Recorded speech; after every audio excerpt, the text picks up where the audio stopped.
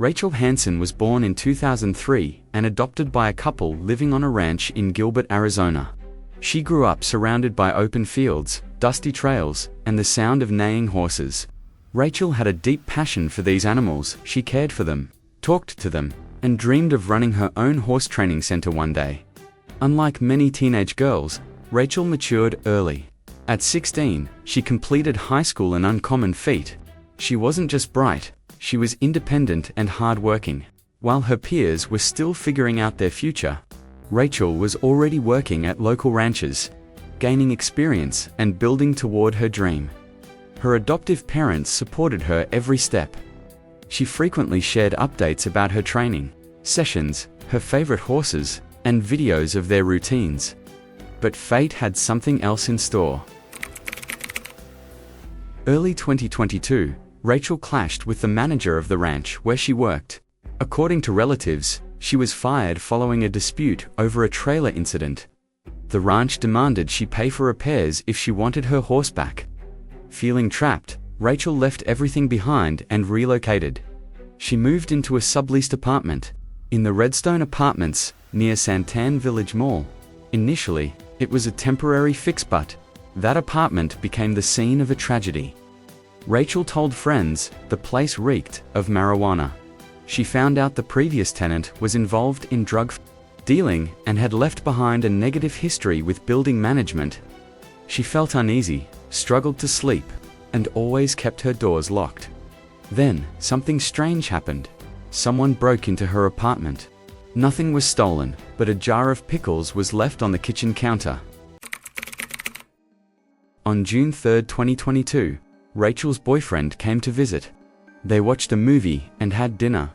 He left around midnight. At around 2 a.m. on June 4th, while Rachel was asleep, an unknown individual broke in and shot her. The bullet traveled from her lower left side through her liver and exited near her right shoulder. Somehow, Rachel managed to call 911. The call recording confirmed her faint, desperate voice. "I was shot by someone I don't know." She was rushed to Chandler Hospital, where doctors performed emergency surgery, but Rachel didn't survive. Rachel's death stunned the Gilbert community.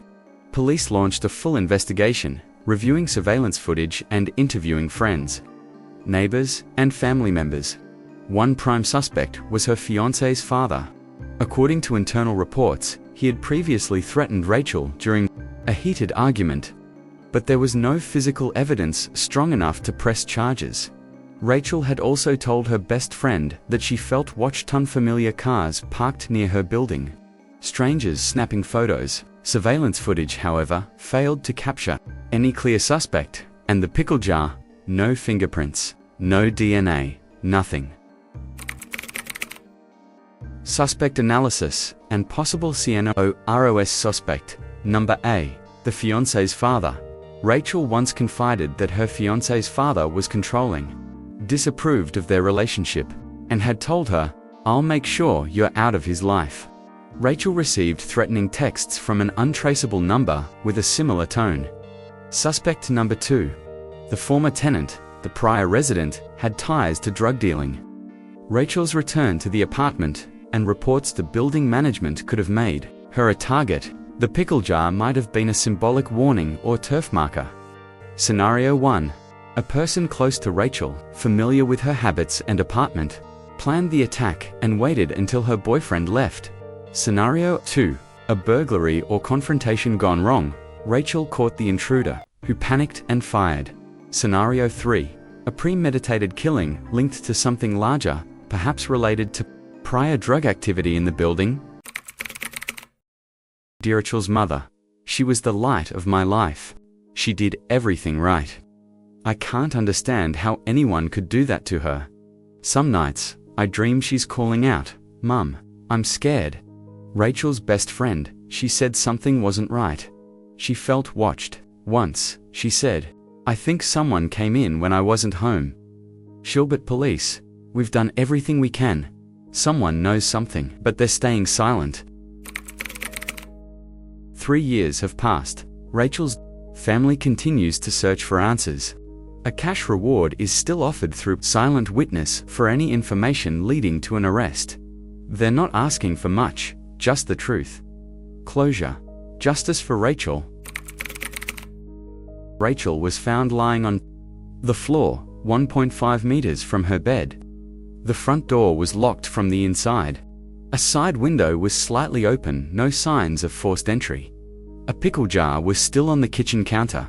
There were no signs of a struggle, nothing stolen. Her phone was beside her right hand. The 911 call was placed at 2:04 a.m. The single bullet entered from the lower left side, damaging her liver, and exited through the right shoulder. No shell casing was found, possibly a revolver or carefully retrieved casing. No blood trail, no foreign DNA. A clean, quiet crime scene, chilling. May 27, 2022.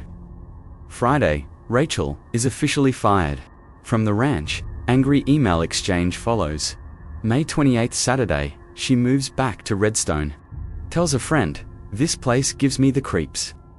May 29, Sunday, a neighbor sees an older man standing silently outside Rachel's door late at night. May 30th, Monday, Rachel tells her mother she's being harassed, but doesn't want to escalate it. May 31st, Tuesday, first break-in incident. Rachel returns home to find the pickle jar on the kitchen counter. No forced entry, nothing missing. June 1st, Wednesday, Rachel emails apartment management asking for a lock change. Delay, citing insufficient evidence. June to Thursday, she texts her best friend, "If anything happens to me, check my phone first." June 3, Friday, her boyfriend visits. They watch a movie, eat dinner. He leaves at 12:01 a.m. June 4th, Saturday, 2:04 a.m. Rachel places a 911 call. Her voice is faint but clear. "I don't know who he is, but I've been shot." Looking back at the entire chain of events, from the tensions at the horse ranch, the subtle threats, the bizarre pickle jar detail, and the calculated method of the murder, one cannot help but ask, was this a case of personal revenge? A confrontation that spiraled out of control?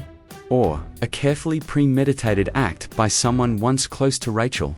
Theories are still under review by the Gilbert police and private investigators, but what remains most chilling: no blood on the doors, no shell casing, no suspicious DNA.